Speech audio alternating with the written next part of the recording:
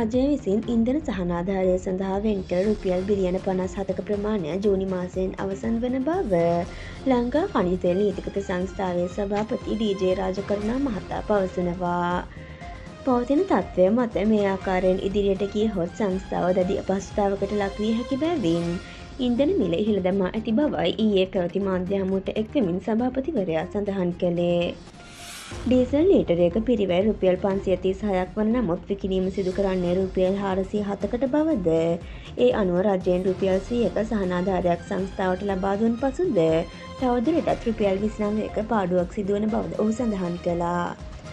එමෙන්ම පෙට්‍රල් ලීටරයක පිරිවැය රුපියල් 494ක් වුවද විකිණීම සිදු කරන්නේ රුපියල් 434කට බැවින් රුපියල් 60ක පාඩුවක් මේ වන විටත් ලංකා ඛනිජ තෙල් නීතිගත සංස්ථාවට සිදුවන බවයි සභාපතිවරයා සඳහන් කළේ.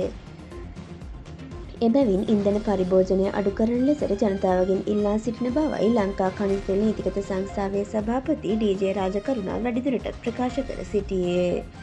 මෙවන් උණුසුම් පුවත් රදසනින් දැන ගැනීම සඳහා අපගේ YouTube චැනලය සබ්ස්ක්‍රයිබ් කර බෙල් අයිකනය ක්‍රියාත්මක කරන්න.